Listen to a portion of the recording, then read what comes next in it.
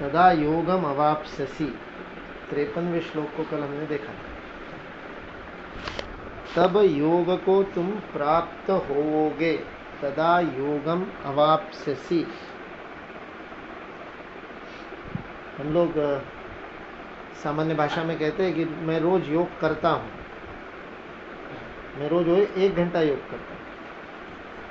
लेकिन यहाँ भगवान श्री कृष्ण कह रहे योग को प्राप्त किया जाए। योग करने की वस्तु नहीं है, योग तक पहुंचा जाता है, योग पहुंचने का स्थान। इसलिए जिस बुद्धि से युक्त होकर के कर्म करने को लेकर के कर्मयोग का आख्यान शुरू हुआ, व्यवसायात्मिका बुद्धि ही एकेह कुरुनंदन, लक्ष्य केंद्रित बुद्धि को एकाग्र करके उस बुद्धि से युक्त होकर के, वो बुद्धि कैसी है, वह समत्व की बुद्धि है, जो द्वंद्वों से परे है, हर्ष शोक आदि द्वंद्वों से जिस परिणाम नहीं होता, ऐसी जो स्थिर बुद्धि है, ऐसी समत्व की बुद्धि, ऐसी लक्ष्य प्रेरित एकाग्र बुद्धि, एकात्म बुद्धि, उस बुद्धि से युक्त होकर के जब कर्म किया जाएगा, तब वह कर्म वास्तविकता में कर्म बंधनों को हटाने वाला होगा। इसलिए इस प्रकार का जीवन जीना ही वास्तविक जीवन की कुशलता है। इसलिए वो योग युक्त बुद्धि, तो ये योग कैसे प्राप्त होगा? तो भगवान श्री कृष्ण कह रहे हैं, सुनी सुनाई बातों से, श्रुति विप्रतिपन्नाते, सुनी सुनाई बातों से बुद्धि को जो अलग अलग भेद पैदा हो जाते हैं, नाना विध उसकी प्रतिपन्ना एक जगह आपन्न होने की जगह, एक जगह स्थित होने की जगह विविधता में बिखर जाती है। ऐसी बिखरी हुई बुद्धि जब निश्चल हो जाएगी, तब तुम योग को प्राप्त करोगे। महर्षि पतंजलि ने योग के 8 अंग बताए, और उन 8 अंगों को जीवन में उतारने की प्रक्रिया से वो कहते हैं समाधि की स्थिति जब प्राप्त हो जाएगी, तब आपकी साधना प्रारंभ होगी, ऐसा महर्षि पतंजलि कहते हैं। तब योग को आप प्राप्त करोगे, तब कर्म करने के अधिकारी हो जाओगे, तब कर्म करने का अधिकार आपको प्राप्त होगा, तब आप वास्तविकता में कर्म करोगे। जो कर्म करोगे वह कर्म होगा, तब तक केवल प्रतिक्रिया होगी। तब तक आपका संचित और प्रारब्ध कर्म और बाह्य परिस्थिति से मिलने वाले आपको जो उत्तेजक होंगे, उद्दीपक होंगे, उनकी प्रतिक्रिया स्वरूप में ही खाली बसायला त्रास इकडे बसून घ्या ना, इकडे बसून, इथे आहे खुर्ची। तो बाह्य उद्दीपकों से प्रेरित होकर के ही उसकी प्रतिक्रिया के रूप में कर्म करते रहे।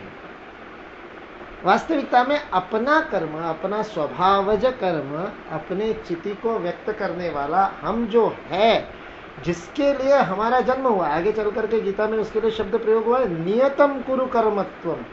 जो तुम्हारा नियत कर्म है, जिस कर्म को लेकर के तुमने जन्म लिया है, वह कर्म करना तब प्रारंभ होगा जब योग को हम प्राप्त करेंगे। महर्षि पतंजलि उसके 8 अंग बताते हैं। ये 8 जीवन में उतारने हैं। 8 में से किसी एक को भी पकड़ेंगे तो बाकी सारे आ जाते हैं, ऐसा भी कहा है। वृत्तियों का निरोध करने के लिए 8 में से किसी एक को पकड़ लोगे तो बाकी सारे आ जाएंगे। एक प्रधान होकर के बाकी सारे पूरक के रूप में भी हो सकते हैं, ये भी बात पतंजलि ने की है।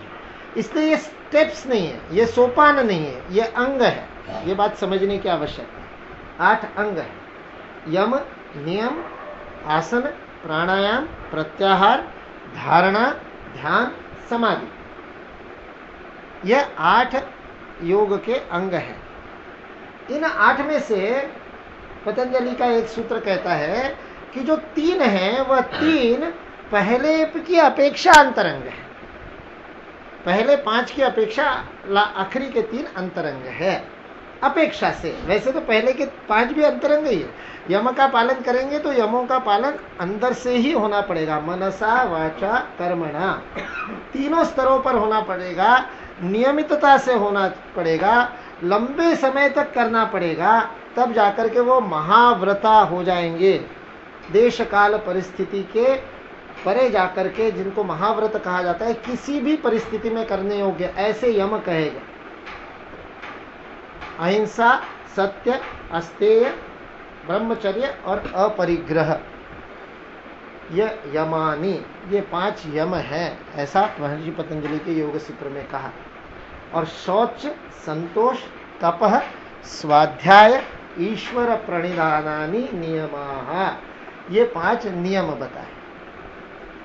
सामान्यतः कुछ व्याख्याकार इस प्रकार से इसकी व्याख्या कर देते हैं कि यम और नियम, तो अंग्रेजी में शब्द आते डूज एंड डोंट्स। एक करने की बात है, एक नकारते हुए। पहले जो बात है, सत्य मतलब झूठ मत बोलो, अस्तेय मतलब चोरी मत करो, अहिंसा मतलब हिंसा मत करो, अपरिग्रह मतलब संग्रह मत करो, ब्रह्मचर्य मतलब काम के पीछे मत भागो, मतलब सारी बातें मत करो, डोंट, इस प्रकार से उसकी व्याख्या करो।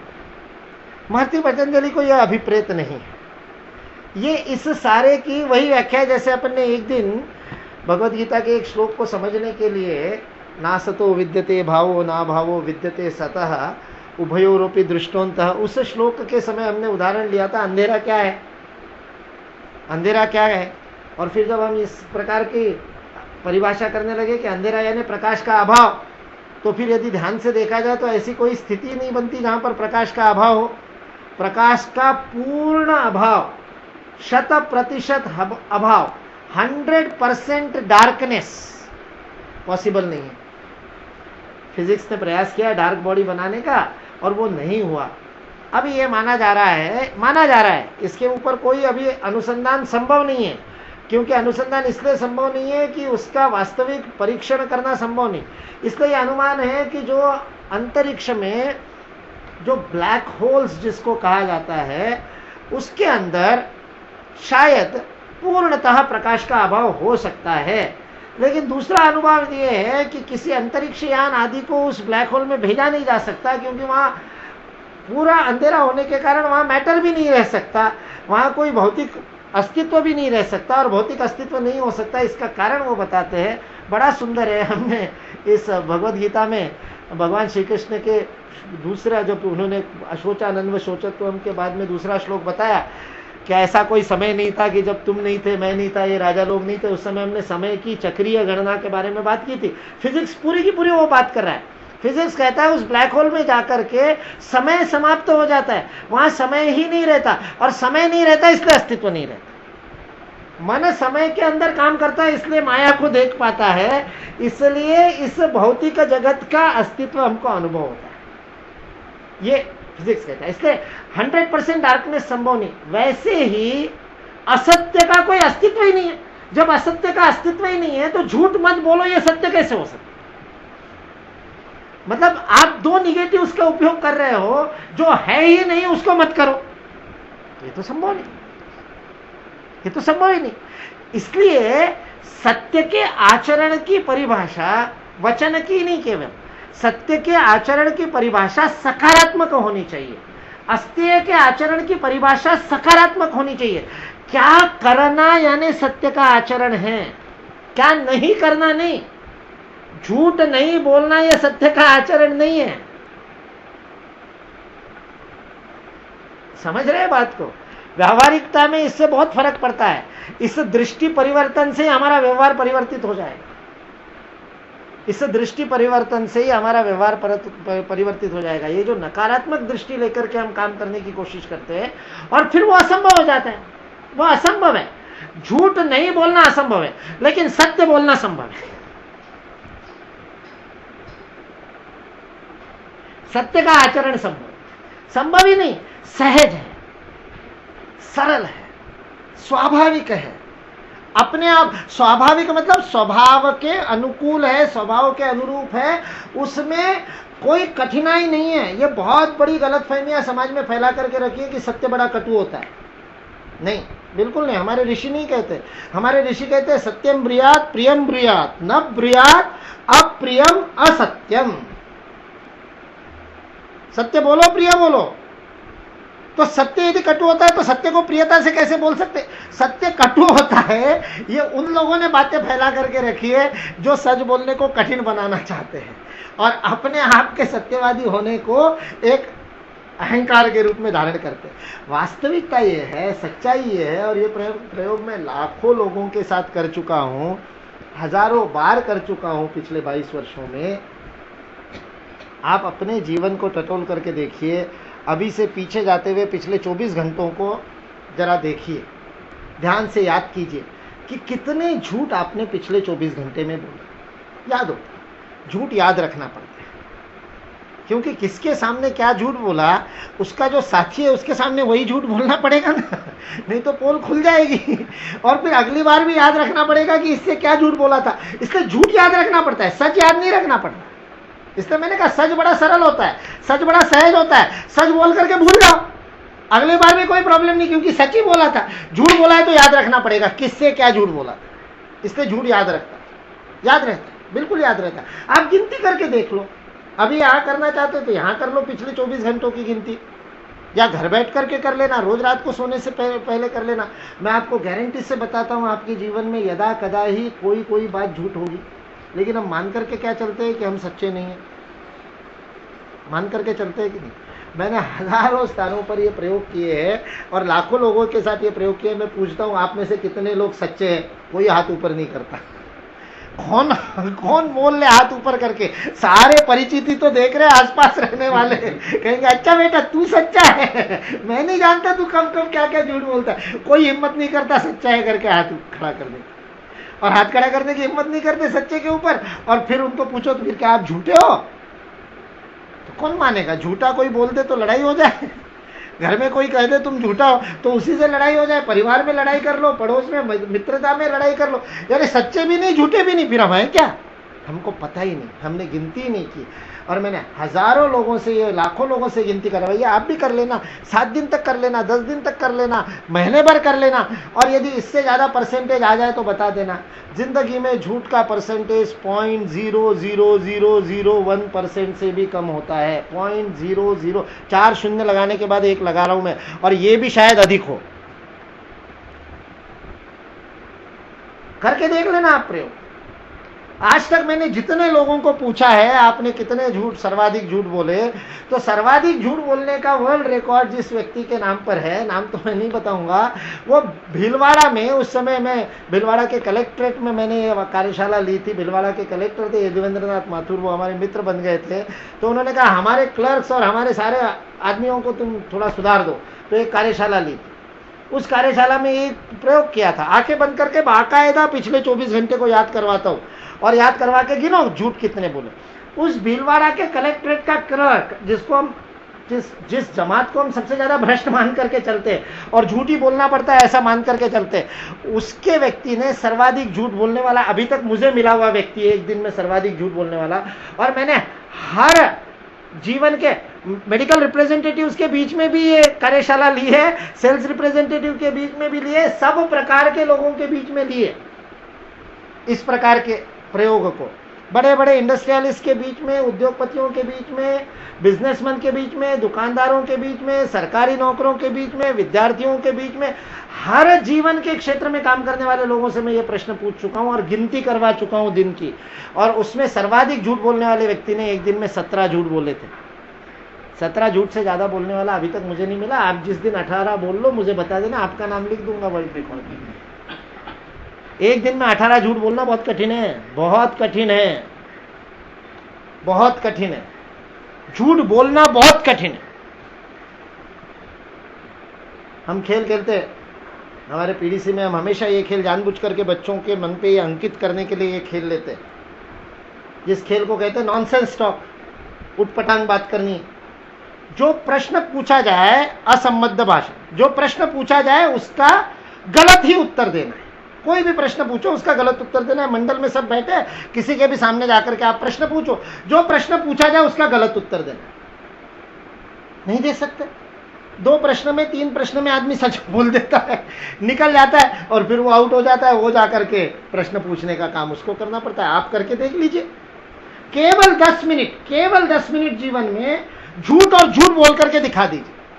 नाम पूछा जाए तो झूठ, टाइम पूछा जाए तो झूठ, कहां जा रहे पूछा जाए तो झूठ, जो प्रश्न पूछा जाए उसका झूठ उत्तर देना 10 मिनट करके दिखा दे, मान जाऊंगा मैं आपको। कोई दुनिया का व्यक्ति, दाऊद इब्राहिम से लेकर कोई जिसको विलन, बड़ा से बड़ा विलन पकड़ करके ले और वो एक करके दिखा दे कि 10 मिनट केवल झूठ बोल करके दिखा दे, संभव नहीं, स्वभाव नहीं है। हमारा स्वभाव सत्य है, जो है उसको प्रकट करना, जो है उसके अनुरूप रहना, ये हमारा सहज स्वभाव है। इसका आचरण संकल्प के साथ करना यम है। इसको समझ करके, इसलिए हमने से प्रत्येक हरिश्चंद्र बन सकता है। 0.0001% को ही तो हटाना है। 99.99999% तो हम है ही पहले से ही हरिश्चंद्र।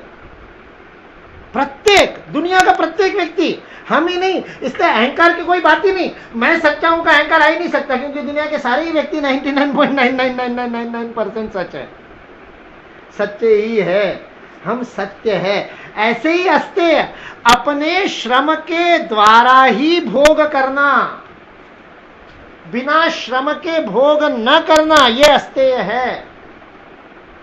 अस्तेय का अर्थ है मेरे भोग का प्रतिफल मैंने अपने श्रम के द्वारा दिया। श्रम के द्वारा, पैसे के द्वारा नहीं। इसलिए यदि दिन भर में हम कोई श्रम नहीं करते हैं तो हम स्तेना, चोर है। भगवान श्री कृष्ण आगे चल करके कहेंगे, जो यज्ञ के द्वारा अर्पित करने के बाद में ग्रहण नहीं करता, वह स्तेन है, चोर है। चोर है। चोर कौन है?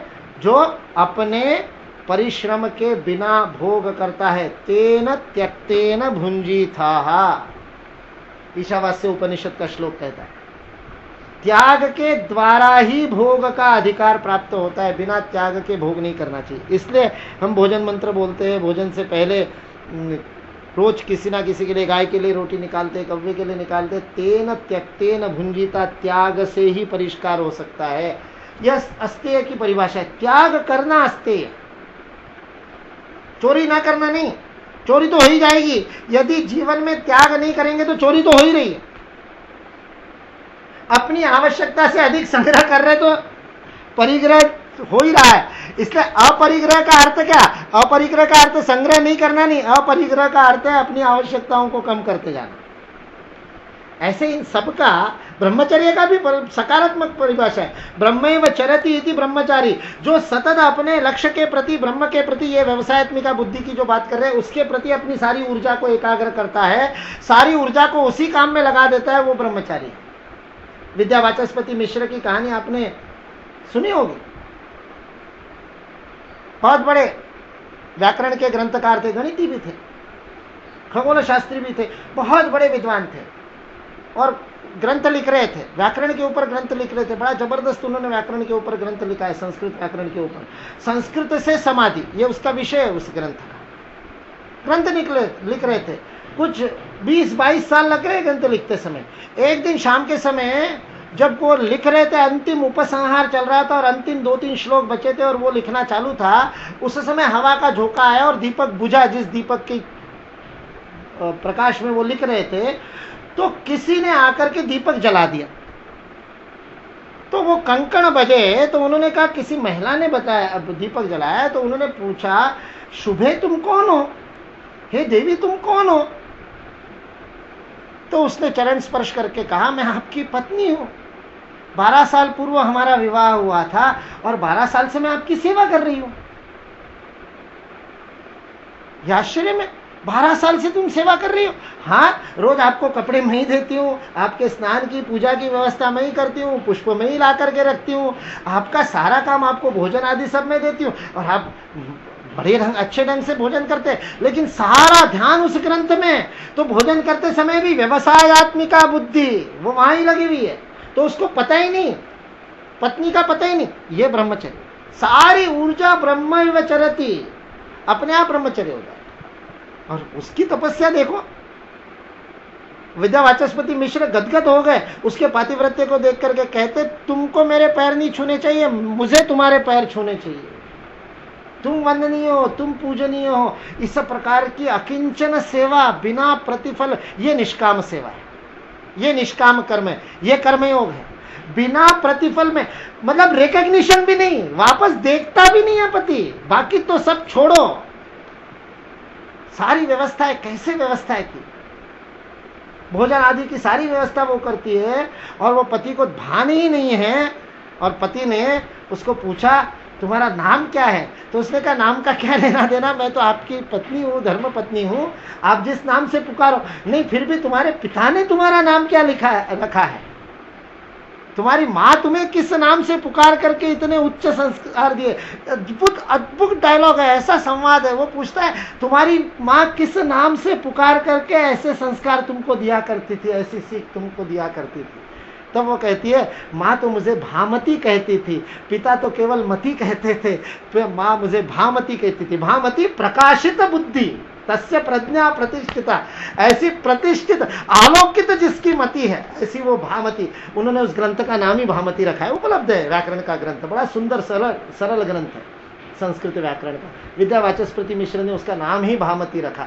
ये सकारात्मक यम की परिभाषा। सदा योगम अवाप्स्यसि, जब हम अपने स्वभाव को पहचान लेंगे तब समाधि कब होगी, जब हमारे स्वभाव के साथ हम एकाकार हो जाएंगे। सत्य हमारा स्वभाव है, अहिंसा हमारा स्वभाव है, अस्तेय हमारा स्वभाव है।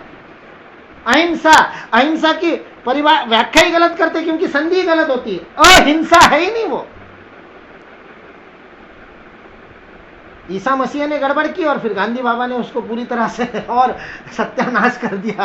नाश तो नाश सत्यानाश, ऐसी मारवाड़ी में एक कहावत है, तो वो पूरा सत्यानाश कर दिया अहिंसा का। हिंसा न करना अहिंसा, या अहिंसा की परिभाषा ही गलत।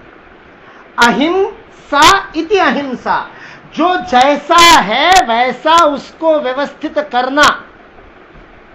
सृष्टि में प्रकृति जिस प्रकार कार्य कर रही है उसके क्रम को बनाए रखने में योगदान देना, यह अहिंसा है। इसके विपरीत करते तो वो हिंसा है, वो हिंसा की परिभाषा है।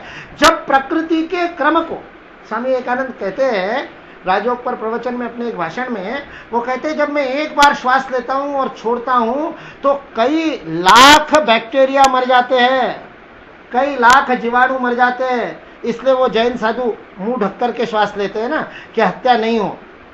कई लाख जीवों की हत्या करके मेरा जीवन चल रहा है, इसलिए हिंसा के बिना जीना संभव नहीं, स्वामी विवेकानंद कहते हैं। लेकिन यदि मैं अपने कर्म ज्ञान आचरण के द्वारा प्रकृति की इस हानि को पुनः रिप्लेनिश कर दूं, फिर से उसके अंदर उसको डाल दूं और अधिक उसको परिमार्जित करके डाल सकूं, दे सकूं, तो ये यज्ञ कर्म चलता रहेगा। तो ये चक्र, नानु प्रवर्तितम चक्रम, भगवत गीता में आएगा यज्ञ की परिभाषा में, 3रे अध्याय में। यह चक्र चलता रहेगा और ये चक्र चलने में मैं जो योगदान देता हूं वो अहिंसा है। इसलिए तुलसी को पानी दो, पेड़ को पानी दो, गाय को रोटी दो, क्योंकि उन सबके अंश को लेकर के मैं जी रहा हूं, उस अंश को वापस देना, ये अहिंसा है। चॉकलेट खाया और कागज पकड़ करके फेंक दिया, हिंसा हो गई। हमने जो व्यवस्था थी उस व्यवस्था को बिगाड़ा, जो सहज सरल व्यवस्था थी उसको हमने बिगाड़ा, तो हिंसा हो। कपड़े ऐसे ही पड़े हैं, उतारे और फेंक दिए, लटका दिए। हम जूते चप्पल उतारते, हम अपने जूते देख ले, अपनी चप्पल देख ले, अपनी 2 चप्पल अपन ने लाइन में रखी है कि इतनी छोटी सी बात देख ले, यह अहिंसा है। यह व्यवस्था, यह अनुशासन, यह जीवन का अनुशासन अहिंसा का पालन, अहिंसा का आचरण है। व्यवस्था को बनाए रखना, सृष्टि में सब कुछ व्यवस्थित चल रहा है। सूर्य एक क्षण भी देर से नहीं उगता। आज से 25 साल बाद सूर्य कब उगेगा, पंचांग देख करके आप बता सकते हो, और 25 साल बाद उसे अक्षांश रेखांश पे सूर्य उसी समय उगेगा। यह प्रकृति की व्यवस्था है, यह अनुशासन है प्रकृति का। इस अनुशासन में सारा कुछ काम चल रहा है और हम उस अनुशासन को हर क्षण अपने अस्तित्व से, अपने कर्म के स्वातंत्र्य से उस अनुशासन को तोड़ते हैं। इसलिए उस अनुशासन को वापस लाने के लिए जो जो काम किया जाएगा वो अहिंसा है। इसलिए रावण को मारना अहिंसा है राम के द्वारा, कंस को कृष्ण के द्वारा मारना अहिंसा है। इसलिए भगवत गीता में युद्ध करके हत्या करने को कहना भी अहिंसा है। हत्या भी अहिंसा हो सकती है यदि वो धर्म की संस्थापना के लिए, व्यवस्था को वापस बनाए रखने के लिए की जाए। तथा योगम अवाप्स्यसि, योग तब हमको प्राप्त होगा जब हमारी ये दृष्टि श्रुति विप्रतिपन्ना से ठीक होकर के सही रास्ते पर आ जाएगी, विभ्रम से, संभ्रम से दूर हो जाएगी। इसलिए आज केवल यम का देखा, हम अष्टांग योग को आने वाले स्थितप्रज्ञ लक्षणों में अष्टांग योग को भी साथ साथ देख लेंगे। इसलिए मैंने आज वहां से शुरू किया 53वें श्लोक में जहां से हमने किया था। अर्जुन ने प्रश्न पूछा, ये जो सब कुछ आप मुझे बता रहे हो, दो बातें बताई कृष्ण ने। एक तो ज्ञान के द्वारा आश्चर्यवत पश्यति कश्चिदेन हो जाए और पूरा ज्ञान एकदम प्रकट हो जाए, उभयोरपि दृष्टोन्तः, दोनों बातें तुम जान लो। ना सतो विद्यते भावो ना भावो विद्यते सता, असत का कोई अस्तित्व नहीं है और सत का कोई अभाव नहीं है, दोनों को जान लो। ये जब जान जाओगे तो तुम ज्ञानी हो जाओगे, और ऐसे ज्ञानी हो जाओगे तो यावान अर्थ उदपाने, जिस प्रकार छोटे छोटे गड्ढों का प्रयोजन समाप्त हो जाता है, जब भरा पूरा जलाशय तुम्हारी मालिक तुम बन जाओ तो फिर तुमको छोटे छोटे गड्ढे क्या काम के, इतना पानी तो तुमको मिल गया। उसी प्रकार जब उस ज्ञान को प्राप्त कर लोगे तब ये छोटे मोटे ज्ञान के पीछे भागोगे ही नहीं, सारा ज्ञान आ जाएगा। स्वामी विवेकानंद इसको परिभाषित करते हैं अंग्रेजी में, उन्होंने वहां विदेशों में बोल रहे थे ना, इतना सुंदर अनुवाद किया है, और बाद में जब आप पढ़ते हो तो आपको लगता है अरे ये तो पूरा का पूरा उपनिषद ही बोल रहे हैं, केवल अंग्रेजी में बोल रहे हैं अनुवाद करके। उन्होंने कहा नो द सीक्रेट, उसे गूढ़, यहाँ भगवत गीता में 4वें अध्याय में वो कहते हैं वो गूढ़ शास्त्र मैंने, गुह्यतमम शास्त्र, वो मैंने तुमको बता दिया। हे अनग, हे पाप न करने वाले, मैंने तुमको ये गुह्यतमम शास्त्र बता दिया, ऐसा वो भगवान श्री कृष्ण कहते हैं। तो स्वामी जी कहते हैं know the secret, know the secret, that single secret, वह एकमात्र रहस्य को जान लो जिसको जान लेने से सब कुछ जाना जा सकता है। जिस एक को जान लेने से दुनिया में जो कुछ भी जानने योग्य है उस सबको जाना जा सकता है। उस एक को जान लो, उस रहस्य को जान लो। वो सांख्य योग में बताया, वो ज्ञान योग में बताया, और कर्म योग में बताया उसको आचरण में कैसे लाना। निष्काम बुद्धि से कर्म करना, कुशलता से मतलब अंतर बाह्य परफेक्शन के साथ, अंतर बाह्य श्रेष्ठता के साथ कर्म को करना, निष्काम बुद्धि से कर्म करना, और लक्ष्य प्रेरित होकर के एकाग्र बुद्धि से उत्पादक कर्म करना, टारगेट ओरिएंटेड कर्म करना। निष्काम कर्म का अर्थ ऐसा नहीं है कि फालतू का काम करते रहो, गड्ढा खोदो और गड्ढा भरो, नहीं, वो कर्मयोग नहीं है। स्वामी विवेकानंद कर्मयोग के प्रवचन में उदाहरण देते हैं कि एक को कहा कि कर्म करो, बाकी तुम काय को फालतू की चिंता करते हो, कर्म करना ही तुम्हारा काम है। बोले ठीक है। उसने उठा करके और अलमारी में रखी हुई किताबें टेबल पे रखी। गुरु ने कहा कर्म किया, हाँ सुबह से बहुत बिजी हूं। क्या किया? अलमारी की किताबें टेबल पे रख दी। फिर क्या किया? बोले फिर भी समय बचा हुआ था, आपने कहा 1 मिनट भी चुप मत रहना, सतत कर्म करना, सतत व्यस्त रहना, व्यर्थ समय मत गवाना। तो मैंने देखा कि टेबल पर रख दी सारी किताबें उतार करके, उसके बाद भी समय बचा था तो मैंने वापस उठा करके सारी की सारी पुस्तकें अलमारी में रख दी। ऐसा 3 बार किया, तब तक भोजन का समय हो गया। स्वामी जी कहते ये कर्मयोग नहीं है। निष्काम कर्तव्य का अर्थ ये कर्म नहीं है निरर्थक कर्म। जीवन में दिन भर निरर्थक कर्म करना। आजकल तो हमारे सारे बालकों को ये निरर्थक कर्म की आदत पड़ी। ये जो टेबल से पुस्तकें उतारना, उस समय स्वामी जी को ये उदाहरण पता नहीं था, क्योंकि उस समय ये था ही नहीं, इसलिए वो बता नहीं सकते थे। आजकल जो वीडियो गेम चले हैं ना, ये उसी का, टेबल से किताबें रखना और वापस लाना, यही है और कुछ नहीं है। Repetitive action, a set of action repeats itself. प्रत्येक वीडियो गेम में एक निश्चित क्रियाएं गतिविधि होती है जो बार बार दोहराती है अपने आप, और वो बच्चा दिन भर उसमें रम सकता है। दिन भर छोड़ दो आप उसको, दिन भर वो कार चलाता रह सकता है वीडियो गेम में, दिन भर वो बंदूकों लेकर के कर सकता है। सारी बुद्धि उसकी भ्रष्ट हो रही है, क्योंकि उत्पादक कर्म नहीं है। जब तक उत्पादक कर्म नहीं होगा, निरर्थक कर्म करने से जितना बड़ा बुद्धि का नाश होता है, तामसिक बुद्धि हो जाती है, फंस जाती है, ऐसी गांठें पड़ जाती है कि उसके बाद में उस बुद्धि का कोई उपयोग नहीं हो सकता। इसलिए वो भावना शून्य, संवेदनहीन, छोटी सी बात में जिनका मन टूट जाता है, ऐसे छोटा सा कुछ हो गया डिप्रेशन में चले गए, एक पेपर रह गया और खुदकुशी कर ली। हम रोज अखबार में पढ़ते हैं ऐसे कच्चे मनों के छात्र क्यों बन रहे। ये ऐसी फालतू की चीजें, वीडियो गेम्स जैसी, सारा दिन भर उसमें लगा हुआ। और माता पिता बड़े खुश हो रहे, हाँ हमारा बच्चा क्या गजब खेलता है। उस 7वीं लेवल पे चला गया, कठिनाई उसकी बहुत बढ़ गई। अरे काय की कठिनाई बढ़ गई? पहले 5 सेट ऑफ एक्शंस थी, उसकी जगह 15 हो गई, नथिंग एल्स। मनुष्य का काम इंफिनिट सेट ऑफ एक्शंस में काम करने का है। मानव वो तब होगा जब वो अनंत संभावनाओं में से एक का चयन करने के लिए अपनी बुद्धि को प्रशिक्षण देगा। जब वो सीमित संभावनाओं में से किसी एक का चयन करता है, तब या तो वो पशु है या मशीन है, यंत्र है।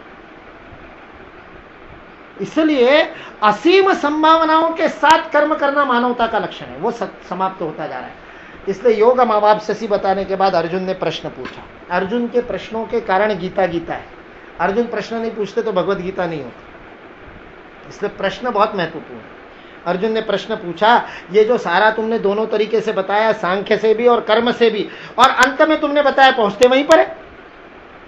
सांख्य में भी उन्होंने वही बताया था और कर्मयोग के द्वारा भी अंतिम स्थिति वही, समाधा अचला, समाधौ अचला, समाधि में अचल, समाधा वचला बुद्धि, होना तो वही है।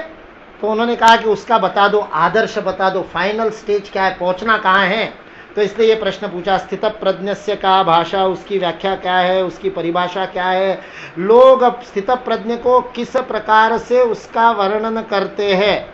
पहला जो भाषा है, उस भाषा का अर्थ है उसका डेफिनेशन, उसकी परिभाषा, उसकी व्याख्या। स्थित प्रज्ञ की क्या व्याख्या है, किसे स्थित प्रज्ञ कहेंगे। फिर आगे पूछा समाधिस्थस्य, स्थित प्रज्ञ, समाधि और स्थितधि, ये 3 शब्द एक ही व्यक्ति के लिए बताए, लेकिन उसके अर्थ तीनों के अलग अलग है। वो 3 एट्रीब्यूट्स है जो आ जाते हैं। स्थित प्रज्ञ जब हो जाता है, जब उसकी बुद्धि स्थिर हो जाती है। श्रुति भी प्रतिपन्ना से पहले जो बताया था ना, यदा ते मोह कलिलम, इसमें से बाहर निकल करके तुम्हारी बुद्धि स्थिर हो जाए, निश्चल हो जाए, ऐसा स्थित प्रज्ञ जिसकी बुद्धि प्रज्ञा प्रतिष्ठित हो गई, एस्टैब्लिश हो गई, स्थापित हो गई, व्यवस्थित हो गई, उसको कहा स्थित प्रज्ञ। दूसरा कहा समाधि, जिसका अधिष्ठान भी सम्यक हो गया, बुद्धि भी समय व्यवस्थित हो गई, अधिष्ठान भी, अधिष्ठान मतलब उद्देश्य जिसके स्पष्ट हो गए, फाउंडेशन, उसका आधार, उसकी नींव, उसके कर्म का आधार। और स्थितधि, जिसकी बुद्धि, जिसकी विश्लेषण करने की क्षमता, जिसकी नीर क्षीर विवेक, जिसका सत्सद विवेक, वह भी स्थितधि, वह भी इधर उधर जाने वाली नहीं, एक बार ये अच्छा लगता है, एक बार वो अच्छा लगता है, एक बार ये कर लूं, एक बार वो, ये भी अच्छा है, वो भी अच्छा है, ऐसा सोचने वाला व्यक्ति नहीं, वो स्थितधि है। ऐसा उसकी परिभाषा क्या। दूसरा पूछा, वो बोलता कैसे, किम प्रभाषेत, उसकी भाषा क्या, उसके बारे में लोग क्या बोलते हैं, उसकी भाषा मतलब उसको कैसे परिभाषित करते हैं, लोग उसको कैसे बताते हैं, उसके बारे में क्या वर्णन करते हैं। फिर क्या वो खुद कैसे बोलता है, किमासीत, बैठता कैसे है, व्रजेत किम, व्यवहार कैसे करता है, चलता कैसे है, बैठता कैसे, चलता कैसे, क्या मतलब, कौन सा आसन लगा करके बैठता है, ये पूछ रहे क्या, नहीं, क्या पूछ रहे, मनसा वाचा कर्मणा वह स्थित प्रज्ञ होता कैसे है। व्रजेत मतलब कर्म, बोलता कैसे, उसकी वाणी कैसे है। आसीत मतलब किस प्रकार वो जब शांत बैठा होता है, जब कुछ कर्म नहीं कर रहा होता, जब बोल नहीं रहा होता, यानी वो जब अपने ही मन में विचार कर रहा होता है, तब उसके मन की स्थिति क्या होती है, उसका मन कैसे विचार करता है, मनसा क्या करता है, वाणी से क्या करता है, कर्म से क्या करता है। किम प्रभाषेत, किम आसीत, किम व्रजेत, कैसे बोलता है, कैसे बैठता है, कैसे चलता है। हमारे जीवन को गढ़ने के 3 मार्ग है, तीनों बातें व्यवस्थित होती है और तीनों के अंदर सुसूत्रता आ जाती है, तीनों एक दिशा में चलने लगते हैं, जैसा विचार वैसी वाणी, जैसी वाणी वैसे कर्म। ये जब हो जाता है तब हमारा चरित्र बनना प्रारंभ होता है। वो चरित्र है, चरित्र मतलब जो प्रकाशित है, जो आलोकित है, जो बहुत प्रगल्भ है, परिपक्व है, ऐसा जो जीवन है उसको चरित्र कहते हैं। चरित्र कब बनता है, जब मन में विचार, वाणी और कर्म तीनों अलाइन हो जाते, एक दिशा में आ जाते। इसलिए फिर ऐसा व्यक्तित्व जो होता है, ऐसा चरित्र जो होता है, वो चरित्र अपने आप में आकर्षक हो जाता है। क्यों? क्योंकि उसमें चुंबकत्व आ जाता है। चुंबकत्व कैसे आता है? तो चुंबक बनता ही ऐसे, जब लोहे के आयन सीधे हो जाते हैं, एक लाइन में लग जाते हैं, तो वो चुंबक बन जाता है। वैसे ही मनुष्य के आयन सीधे लग जाते हैं, मतलब उसकी मन, वाणी, कर्म, उसके विचार, बोलना और कर्म एक लाइन में आ जाते हैं। सोचता कुछ है, बोलता कुछ है, करता और तीसरा है, तो वो चरित्र नहीं है। ये तीनों तो पूछ ले, स्थितप्रज्ञ का चरित्र कैसा है? भगवान श्री कृष्ण को प्रश्न पूछा, और इतना अद्भुत, इतना सुंदर वर्णन। आदर्श कहां पहुंचना है उसका वर्णन यहां से, इस श्लोक से प्रारंभ करके 55वें श्लोक से प्रारंभ करके इस अध्याय के अंत तक यही वर्णन, स्थित प्रज्ञ का वर्णन। और तीनों चारों प्रश्नों का सही उत्तर दिया, परिभाषा बताई, उसके बाद बोलता कैसे है, बैठता कैसे है, और व्यवहार कैसे करता है, चलता कैसे, सब व्रजेत, व्यवहार करना, उसका बर्ताव कैसे होता है, दूसरों के साथ वो किस प्रकार से बर्ताव करता है, ये सारा बताया। जगत के साथ वो कैसे बर्ताव करता है, आसीत मतलब स्वयं के साथ कैसे बर्ताव करता है, मन के अंदर कैसे बर्ताव करता है, व्रजेत मीन्स बाहर कैसे बर्ताव करता है। योग में उसको, पतंजलि के योग शास्त्र में, राजयोग में, इसके लिए दो स्थितियां बताई।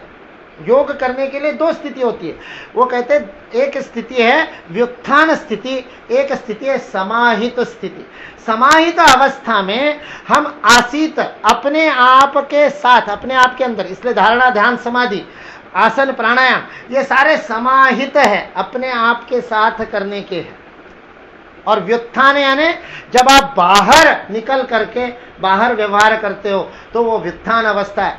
महर्षि पतंजलि कहते हैं दोनों में योग चल सकता है, योग चलना चाहिए।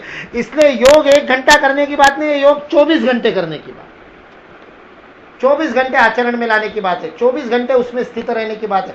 हर क्षण वह चलते रहना चाहिए। यह स्थित प्रज्ञ की बात बताइए कैसे होता है। तो पहले श्लोक में कहा, प्रजहाति यदा कामान सर्वान पार्थ मनोगतान।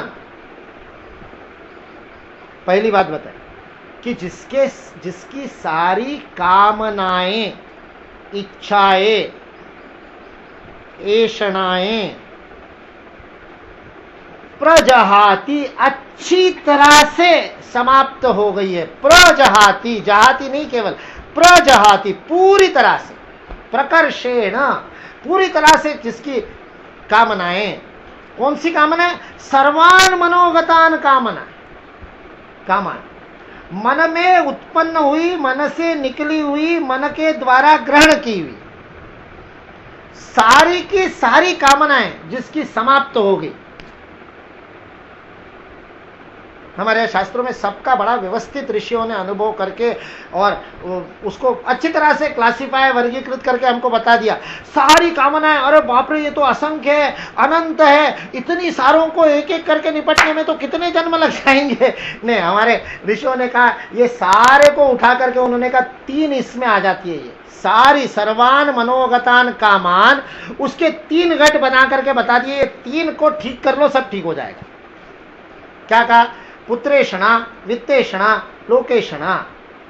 इन तीनों ऐषणाओं के ऊपर विजय प्राप्त कर लो, सर्वान कामान, मनोगतान कामान के ऊपर नियंत्रण हो जाएगा।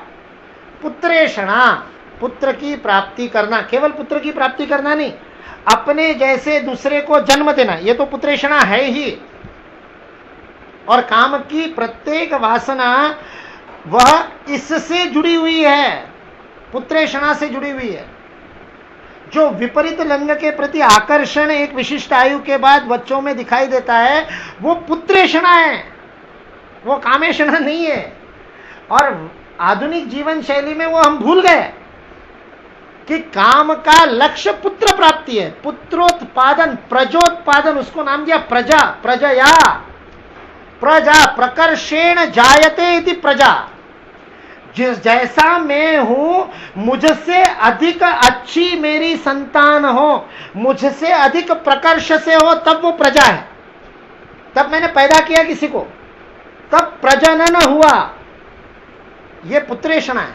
उसे पुत्रेषणा से सारा जितना सौंदर्य आदि श्रृंगार से लेकर जितना सब कुछ भी, सारी ऐषणाएं और कामनाएं निकल रही, वो सारी पुत्रेषणा का पार्ट है। वो सारी पुत्रेषणा के अंदर आती है। इसलिए विवाह का लक्ष्य हमारे यहाँ, विवाह का जो आधार है वह विवाह संस्कार का आधार, विवाह किस लिए? संतति के लिए, संस्कारों की संतति के लिए, संस्कृति की संतति के लिए, पूर्वापार से, परंपरा से, मेरे पितरों से, मेरे पूर्वजनों से जो संस्कृति के परिष्कृत मानव जीवन के संस्कार मुझे मिले हैं, मेरे आगे की पीढ़ी को मैं और अधिक अच्छी तरह से दे सकूं। पुत्रेषणा का वास्तविक अर्थ ही है। पुत्रेषणा कब पूर्ण होगी? जब हम ऐसे लोगों को तैयार कर पाएंगे जो हमसे अधिक अच्छे, अगली पीढ़ी। ये पुत्रेषणा।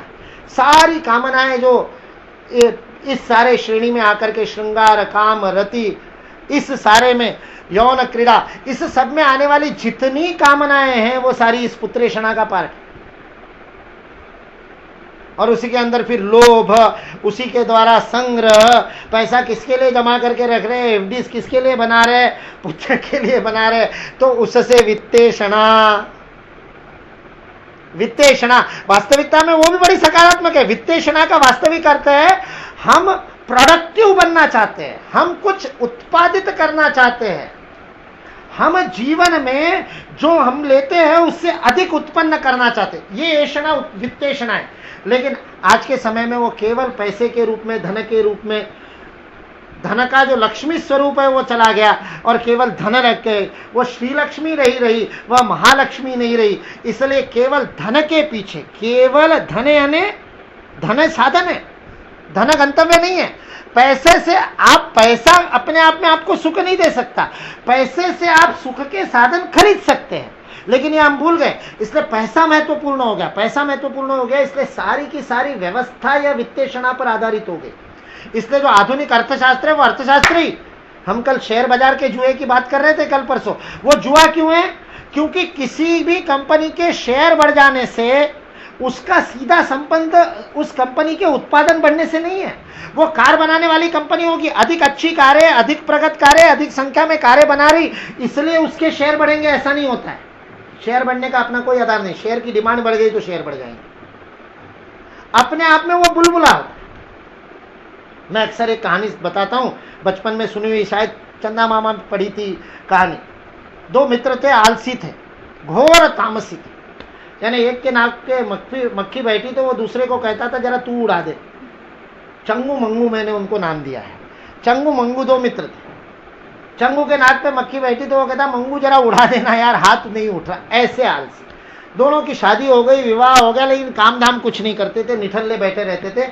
और दोनों की पत्नियां बड़ी काम करती थी और सारा घर चलाती थी, और फिर उनको गालियां देती थी, तुम निठल्ले निकम्मे बैठे रहते हो, क्या करते हो। एक दिन बाजार का दिन था, हाट का दिन था, पड़ोस के गांव में हाट लगने वाला था। चंगू की पत्नी ने नींबू की शिकंजी बनाई, एक मटके में रखी और चंगू को दी और कहा हाट में जाओ और बेच कर के आओ, 1 रुपए का 1 गिलास बेचना, 100 गिलास गिन करके डाले हैं, रुपया दिए बिना बेचना नहीं, और फ्री में किसी को नहीं देना, खुद नहीं पीना, और वो मंगू को तो बिल्कुल मत देना। संयोग से उसी दिन मंगू की पत्नी ने उसको संतरे का रस बना करके दिया और कहा इसको बेच के आओ। सारे वही नियम बताए, 1 रुपए का 1 गिलास खुद पीना मत, चंगू को तो बिल्कुल मत देना, फ्री में किसी को मत देना, 1 रुपया दिए बिना 1 गिलास नहीं दोगे, 1 रुपया दोगे तब दोगे। दोनों निकले, साथ में मिले, पैदल जा रहे, धूप बड़ी थी, पसीना आ गया, प्यास लग गई। चंगू ने मंगू को कहा बेटा 1 गिलास संतरे का रस पिला दे। बोले नहीं, पत्नी ने मना किया, तेरे को देने को तो बिल्कुल ही मना किया, 1 रुपया लिए बिना नहीं दूंगा। थोड़ी देर बाद मंगू ने चंगू को कहा तू यार शिकंजी पिला। अरे तूने तो नहीं दिया था, अब मैं क्यों दूं, और मैंने 1 रुपया, मेरी भी पत्नी ने वही सारे नियम बनाए। तो बोले मैं कहा नियम तोड़ने को कह रहा हूं, मेरे पास 1 रुपया है, ले 1 रुपया और शिकंजी पिला। 1 रुपया चंगू के पास, 1 गिलास शिकंजी मंगू ने पी, अब 1 रुपया इसके पास था। अब संतरे का 1 गिलास रस दे दे, 1 रुपया मंगू के पास। गांव, दूसरे गांव पहुंचने से पहले 1 रुपया इधर का इधर, दोनों मटके खाली। किसी भी बीकॉम एमकॉम से सीए आईसीडब्ल्यूए किए हुए व्यक्ति को बैलेंस शीट लिखने को वो कहेगा 100 रुपए का इसका सेल हुआ, 100 रुपए का इसका सेल हुआ, 200 रुपए का ट्रांजैक्शन हुआ, देश का जीडीपी 200 रुपए से बढ़ गया। 1 घंटे बाद हुआ क्या था? आमदनी 98, 1 रुपए ही आमदनी थी, दोनों मटके खाली हो गए। ये चंगू मंगू के अर्थशास्त्र में खेल रहे हैं हम। ये मनमोहन सिंह का अर्थशास्त्र है जो देश को डुबा रहा है। ये वित्तेषणा है, ये वित्तेषणा है। वो 1 रुपया तो माध्यम है, उसे 1 रुपए के सिक्के से 100 गिलास संतरे का जब रस खरीदा गया, उस 1 रुपए के सिक्के से 100 गिलास, परचेसिंग कैपेसिटी देखो उस 1 रुपए की। वित्त का अर्थ होता है ये, वित्त का अर्थ होता है ये क्षमता जो है ना, ये वित्त है। उस वित्त का उत्पादन करना, इसलिए हमारे यहां कहा गया, हमारे यहां वैश्यों को कहा उनका काम है वित्त का उत्पादन करना। वित्त का उत्पादन करना इसलिए कहा, वैश्य वृत्ति में सर्वोत्तम क्या है? कृषि। कृषि सर्वोत्तम का, व्यापार को दूसरे नंबर पर रखा और नौकरी को तीसरे नंबर पर, निकृष्ट। सर्वोत्तम कृषि का, क्योंकि किसान ही एकमात्र ऐसा होता है जो उत्पादन करता है। बाकी सारे तो उस उत्पादन को परिवर्तित करके, रूपांतरित करके और उसका व्यापार करके उससे धन पैदा होता है, वित्त नहीं पैदा होता। इसलिए पुत्रेषणा के बाद वित्तेषणा और तीसरा लोकेषणा, ये तो सबसे ज्यादा मायावी है, सबसे बड़ा बुलबुला ये है। पुत्रेषणा में कुछ तो ठोस है, वित्तेषणा में चंगू मंगू वाला बुलबुला तो है ही, लेकिन इसलिए ये सारी कामनाएं वास्तविकता में बुलबुला ही है। इसलिए जिसको ये समझ में आ जाता है बुलबुला है, वो स्थितप्रज्ञ हो जाता है। लोकेशना सबसे खतरनाक है। स्वामी विवेकानंद कहते हैं, the last fallacy of the noble mind, fame is the last fallacy.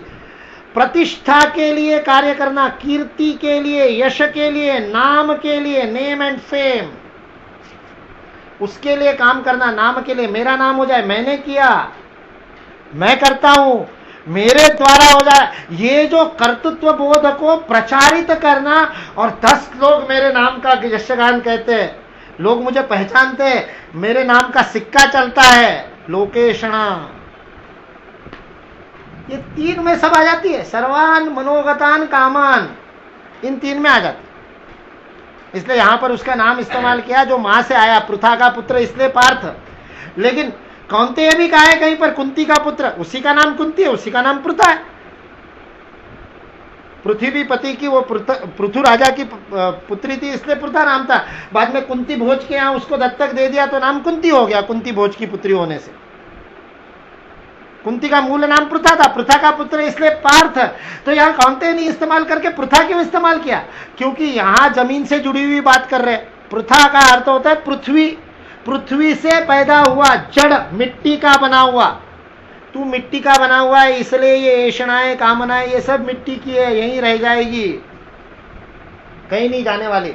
इसलिए पुत्रेषणा, वित्तेषणा, लोकेषणा, इन तीनों ऐषणाओं से परे जाओ। हमारे एक पुराण में लिखा है, मैं नाम भूल गया, शायद वराह पुराण में है, वराह पुराण में प्रतिष्ठा के बारे में कहा है। वो गुरु राजा को बताते हैं कि तू ये छत्र चामर लेकर के चारों जगह घूमता है सारे राज्य में, ताकि तेरा नाम हो और तेरे बारे में लोग बातें करें, इसलिए इतना लंबा 1.5 मीटर की बिरुदावली लगा करके तेरा नाम का राजाधिराज, महाराज और क्या क्या क्या क्या फलाना ढिकाना ढिकाना करके, और फिर बाद में तेरे नाम का वर्णन होता है। और ये सबके लिए तू काम कर रहा है, लेकिन तेरे को पता है ये जो सारी प्रतिष्ठा ये है क्या? तो बोले शास्त्र कहते हैं, वो ऋषि, वो गुरु बता रहा है, प्रतिष्ठा शूकरी विष्ठा, मतलब वो कितनी गंदी है, वो सुअर की विष्ठा है, सुअर का मल है। सुअर जो पहले ही मल को ही खाता है, वो विष्ठा को ही खाता है, वो मनुष्य की, प्राणियों की, दूसरे प्राणियों की विष्ठा को खाता है। मतलब तुमने जो अन्न ग्रहण किया और उस अन्न में से सारा सत्व, सारा प्राण शक्ति निकाल लेने के बाद जो मल के रूप में विसर्जित हो गया, अब उसमें कुछ नहीं बचा, उसमें से सारे सप्त धातु निकाल लिए, अन्न रस के द्वारा मेद, स्वेद और करते करते वीर्य तक सारा का सारा निकाल लिया उसमें से, और जो बच गया, जो त्याज्य है, जो घृणित है, जो एक क्षण के लिए भी हम अपने हाथों में नहीं रख सकते, जब लग जाती है तो जब तक विसर्जित नहीं करते, त्याग किए बिना रह नहीं पाते, ऐसा गंदा मल वो जो खाता है वो सुअर, और उसको खाने के बाद उसमें अब जो कुछ भी बचा कुचा होगा वो भी उसने निकाल लिया, और उसके बाद जो निकला वो उसकी विष्ठा। और कहते प्रतिष्ठा शूकरी विष्ठा, उस सुअर की विष्ठा है प्रतिष्ठा। हमारे मित्र है ग्वालियर में, स्वदेश करके एक दैनिक निकलता है, उस अखबार के संपादक है। तो लोग उनके पास आते ही है अखबारों में, मेरे बेटे को ये हुआ, नाम छपवा दो, फोटो छपवा दो, उसका मेरिट में आ गया, उसने ये प्रतियोगिता जीत ली, वो हो गई। वो सबका आते, सबका सम्मान करते हैं, स्वयंसेवक है इसलिए बहुत सारे संपर्क है तो बहुत सारे लोग आते हैं, सबको छापते हैं।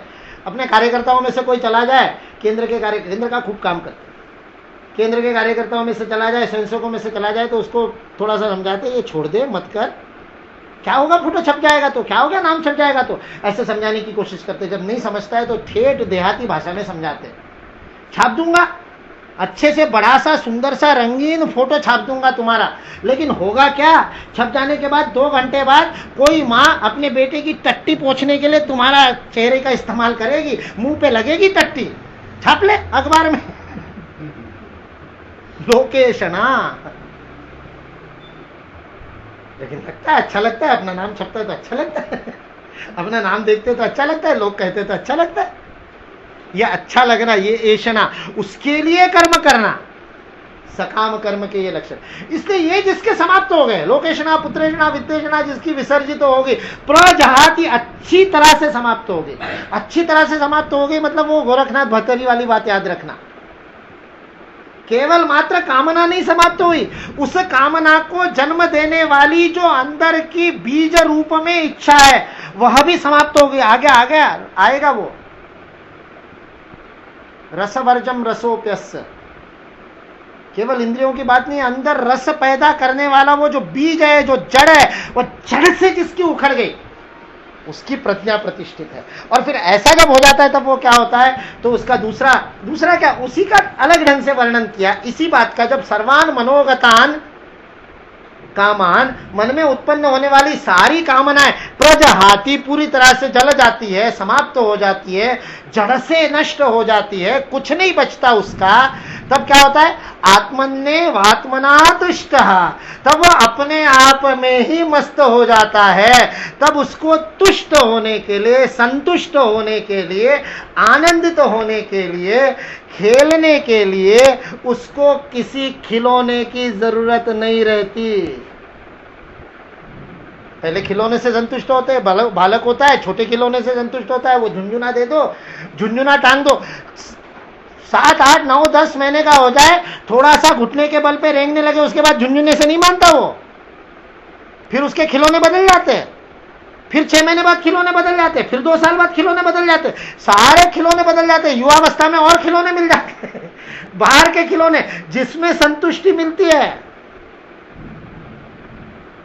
खिलौने बदलते रहते, परिवर्तित होते रहते, लेकिन जब ये बाहर का रमना बंद हो करके आत्मा रामो भवती, नारद उसको कहते, भक्त कौन है, आत्मा रामो भवती, नारद भक्ति सूत्र में वो कहते, जो आत्माराम हो जाता है, अपने आप में रम जाता है। फकीरी, मन लागा मेरो यार फकीरी में, अब बाकी कुछ नहीं, बाहर की बातें सोचती नहीं, अपने आप में ही जो मस्त होता है उसको कोई जरूरत ही नहीं, किसी और की जरूरत ही नहीं, उसको दूसरे से कोई लेना देना ही नहीं। और इसलिए वो ऐसा नहीं कि दूसरों के साथ व्यवहार नहीं कर सकता, वो ब्रजेत में आएगा, व्यवहार भी बहुत अच्छी तरह से करता है, मिलकर के भी रहता है, इसलिए वो एकांत प्रिय हो जाता है, भाग जाता है, जंगल में रहता है, ऐसी भी जरूरत नहीं। आत्मा व आत्मना तुष्ट है, इसका मतलब वो समाज के लायक नहीं रहता, ऐसा नहीं, उल्टा वो ज्यादा समाज के लायक हो जाता है। उसकी संगत में और लोग भी मस्त रहते हैं, उसके रहने मात्र से, उसकी उपस्थिति मात्र से प्रसन्नता रहती है वातावरण में। आएगा प्रसादे सर्व दुखाराम, इसी स्थित प्रज्ञ लक्षण में आएगा। आत्मतुष्ट के क्या लक्षण है, अपने आप में तुष्ट हो जाता है, उसको लोग स्थित प्रज्ञ कहते हैं। स्थित प्रज्ञ तदोच्यते, तब उसको कहा जाता है, उच्यते बोला जाता है। क्या बोला जाता है, स्थित प्रज्ञ। जब कामनाएं नष्ट हो जाती है, लोकेशना, पुत्रेशना, वित्तेशना तीनों समाप्त हो जाती है, सारी ऐषणाएं इन तीनों में आ जाती है, इसलिए सर्वान मनोगतान कामान, वो जब नष्ट हो जाती है और जब वो अपने आप में ही मस्त रहता है, उसको किसी दूसरे की जरूरत ही नहीं, ऐसा व्यक्ति कभी बोर नहीं होता। बच्चे कभी बोर नहीं होते, आजकल होने लगे। हमको तो याद नहीं हमने बचपन में ये शब्द भी कभी प्रयोग किया होगा। बोर होना, ऊब जाना, कंटाळा, ये शब्द तो मुझे नहीं लगता युवावस्था आने के बाद शायद आए होंगे तो आए होंगे। बचपन में तो ये शब्द हमारे मन में भी कभी नहीं आए, क्योंकि वो अपने आप में मस्त रहता है। बच्चे को देखिए, वो अपने आप में, उसकी अपनी दुनिया होती है, वो अपनी दुनिया में अपने ही स्वप्न होते हैं, अपने ही खेल होते हैं, अपने ही खिलौने होते हैं, अपनी तरीके से वो दुनिया को देखता है, उसका अलग ही विश्व होता है। इसलिए उस बच्चे को वो हंसता है तो अपने को लगता है मेरे तरफ देख के हंस रहा है, क्या पता वो क्या देख करके हंस रहा होता है और क्या बड़बड़ा रहा होता है। जब तक वो बोलना नहीं शुरू करता है तब तक बच्चे को देखना इतना मजा आता है, उसको ऑब्जर्व करने में ही मजा आता है। वो आत्मना तुष्ट ही होता है, अपने आप में ही मस्त रहता है, अपने आप में जो मस्त रहता है, जिसको दूसरे की आवश्यकता ही नहीं। ऐसे बहुत लोग हैं, मैंने तो अनेक देखे, और चलते, मतलब कोई साधक वाधक नहीं, कोई आध्यात्मिक व्यक्ति नहीं, आपस में मस्ती में रहने वाले लोग, जिनको कोई दूसरा ना डिस्टर्ब कर सकता है ना कुछ कर सकता है। हमारे वहां दिल्ली में एक प्रेम है, अरुणाचल प्रदेश से आया, उसका नाम पेमा है, वहां का नाम, अरुणाचल का नाम पेमा नोरबू थोंगची है। यहाँ दिल्ली में सब लोग पेमा पेमा समझते नहीं, PMA पेमा है, र है ही नहीं उसमें, समझते नहीं, इसलिए उसने कह दिया मेरा नाम प्रेम है, सबको बता दी। पूरे टाइम मस्त रहता है, वो होगा तो हंसाते ही रहता है, इतना मस्त। आत्मैव आत्मना तुष्टा, मैंने उसको कई बार दूर से ऑब्जर्व किया, अकेला बैठा रहेगा और मस्त रहेगा, अपने आप में मस्त, बिना किसी साधन के मस्त। उसको किताब भी नहीं चाहिए पढ़ने को, अपने आप बैठा रहेगा, अपने आप। मैंने ऐसे, मतलब व्यस्ततम लोगों में ऐसे लोग देखे, जबरदस्त। हमारे जो डायरेक्टर थे VIP के, वो भी ऐसे। मैंने उनको पूछा आप बैठ के क्या करते रहते हो, कई बार मैंने उनको देखा, वो बैठे रहते और ऐसे ऐसे उंगलियां करते रहते। बोले मेरा जो सबसे प्रिय टाइम पास है वो क्या है, तो बोले मैं सिनारियो क्रिएट करता हूं। मैंने सिनारियो क्रिएट करते, बोले हाँ, यदि पाकिस्तान ने आक्रमण कर दिया, यदि चाइना और पाकिस्तान ने दोनों ने एक साथ कर दिया, यदि पाकिस्तान के 4 टुकड़े हो गए, यदि पाकिस्तान में तालिबान का राज्य हो गया, देश के अंदर की परिस्थिति में फलाना हो गया, ठिकाना हो गया, क्या होगा, गृह युद्ध हो गया, मुसलमान सड़कों पर आकर के मारने लगे, और मैं उसके सॉल्यूशंस पर सोचता हूं। आत्म ही व आत्मना तुष्ट। मैं उनके साथ में खूब प्रवास भी किया, हरिद्वार वगैरह, मैं उनको देखता था मस्त, अपने आप में, ना उनको बोलने की जरूरत ना बातचीत की जरूरत। जंगलों में उन्होंने कई वर्ष बताया, मिजोरम में, मिजो नेशनल आर्मी में थे, 7 महीने तक वो उस आतंकवादी संगठन के सदस्य बन गए, लाल डेंगा के नंबर 2 बन गए। उसको पता ही नहीं कि IB का आदमी है, उसको पता ही नहीं कि IPS ऑफिसर मेरे इसमें, वो आतंकवादी करके, और जितनी उसकी आर्मी थी वो लाल डेंगा से ज्यादा इनके ऊपर भरोसा करने लगी। लाल डेंगा को शरण आना पड़ा। उसने टाइम्स ऑफ इंडिया को इंटरव्यू दिया, उसमें उसने कहा कि जब मैं, तुम शरण क्यों आए, बोले मेरे पास कोई चॉइस ही नहीं बचा था, मेरे सारे लोग तो ये डोभाल की बात मानते थे, मेरी मानते ही नहीं थे। जंगल मैंने कहा जंगल में कैसे रहा, बोले वहां तो भाषा भी नहीं बोल सकते थे, वहां तो खाने को नहीं मिलता था, सांपों को काट करके खाते। मैंने कहा बोर नहीं होते थे, अरे हाँ, बोले दिन भर कोई करने के लिए नहीं होता था। मैंने कहा तब क्या करते थे, बोले तब तो सारी योजना बनाता था, बाहर आकर के करना क्या है। आत्मा ही वह आत्मना तुष्टा, उसको कोई और खिलौने की जरूरत ही नहीं है, वह स्थित प्रज्ञ है। यह स्थित प्रज्ञ के बारे में, और वो कैसे होता है, पूरी प्रोसेस बताई है भगवान श्री कृष्ण ने, कल हम उसको देखेंगे। किसी को कुछ कहना, सुनना, बोलना हो तो